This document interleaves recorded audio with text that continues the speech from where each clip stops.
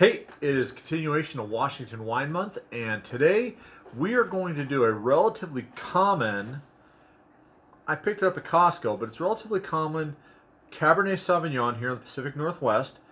Might be available up and down the West Coast. Today we're going to talk about Jones of Washington 2014 Cabernet Sauvignon. Stay tuned.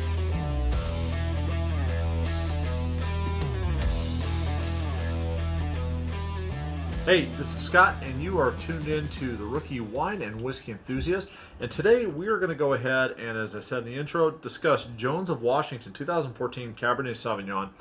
I picked this up this afternoon at Costco for about $12 a bottle. Okay, and it's one that's relatively common here in the state of Washington, and I believe up and down the West Coast. So check your local Costco; you should be able to find it now. Jones of Washington has been based out of the central Washington area near Quincy for a while. I believe that they only started doing viticulture, I think it was 1997. Now, in 2008, they hired a young man who happens to be one of my wife's and our favorite winemakers. His name is Victor Palencia. And in 2012, Jones of Washington was actually named Washington Winery of the Year. So, that being said, this has a lot to live up to, especially for $12 a bottle. Let's go ahead and jump right into it, shall we? Now, on the look of this, this is let's say a ruby, medium ruby color to it. It is somewhat translucent, and I'm not seeing any sediment or anything like that. So let's go ahead and get into the nose of this. Now, this particular bottle, it's all estate grown grapes from the Wahluke Slope. So it doesn't say that it's 100% Cabernet Sauvignon, but the rules do allow for a little bit of variance. I believe it is they can have up to 85% or 75% Cabernet Sauvignon with the rest. But being that this is Jones of Washington, I'm going to assume that it's 100% Cabernet Sauvignon. All right, let's go ahead and take the nose on this. The nose on this wine, it's deep, dark, black cherry, black plum. There's a spice note to it, almost like a black pepper, graphite, and something I don't normally get, but I know it's there. It's eucalyptus. Let's go ahead and give it a sip, shall we? Sip, shall we? There we go. And no, this is my first glass of wine today.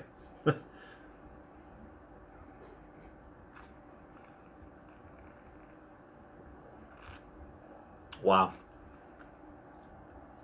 Okay. The nose and the palate are very similar. The black cherry, there's black currant this time, and of course the black plum. I am getting some of that spice, but it's coming across as black pepper. That that graphite flavor or nose is now kind of more of a charcoal. It's kind of hanging on my teeth. It's kind of a charcoal flavor to it. And of course, the eucalyptus comes right through. This is a very rounded flavor to this. I'd expect that from a 2014. I mean, I don't know how long it's spent in time it's spent in the barrels itself, but obviously it's been in the bottles for a while. So, being that this is 2019, now let's assume that maybe it's spent 6 months to a year. So it's been in the bottle for probably 3 years.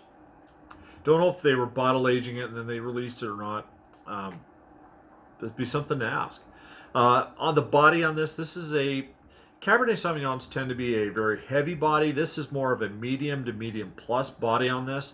The tannic level, initially I thought it tasted more like a medium, but this is more of a medium plus. The acidity is medium minus.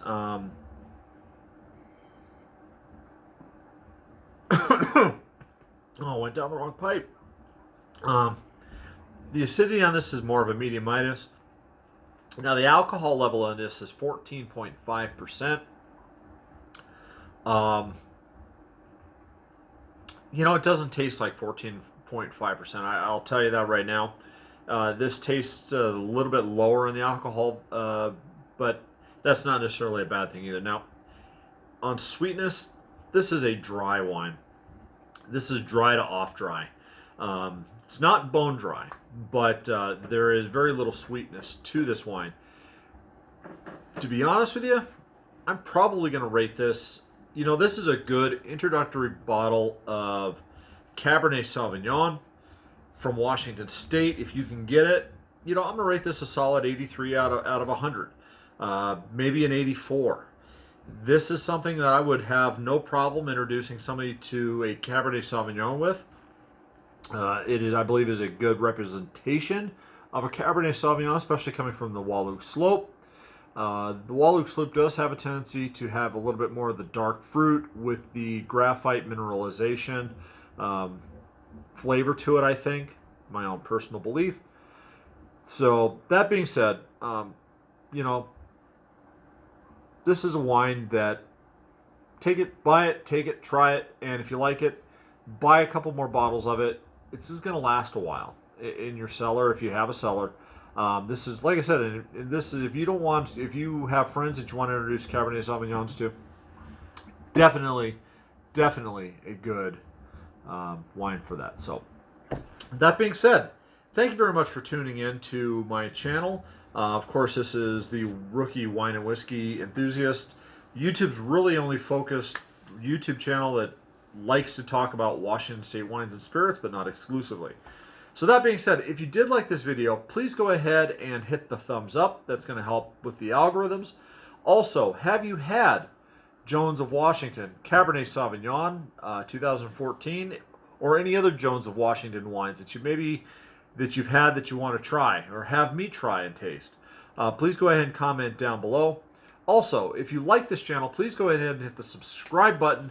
That way, when I upload stuff and you hit the little bell icon next to it, when I upload more videos, you're going to go ahead and get notified and you're going to be like, hey, Scott's got another video. Is it wine or is it a spirit? So that being said, thank you very much for tuning in.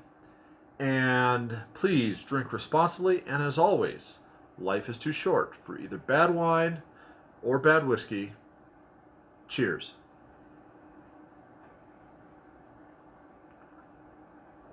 Yeah, that's good. Oh, one more thing.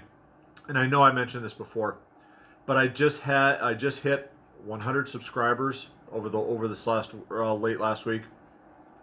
Thank you to all subscribers that are tuned into my channel. I do appreciate it.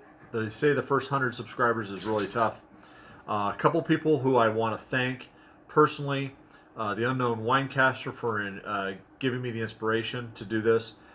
Stuart down at Wine on the Dime. He's got a great channel. Obviously, his channel is focused on wines under $15, though he does every once in a while go past that budget. And then in the whiskey community, Chris over at Bourbon Sane, I'd like to thank you. Al, Straight Whiskey, Whiskey Straight Al out of Ireland. He's got a great channel as well. Please go ahead and take a look at it. I'll put a link to his channel down below as well as the others. And then, of course, the guys at the Whiskey Tribe. Guys, thank you very much. Here's to 1,000 subscribers.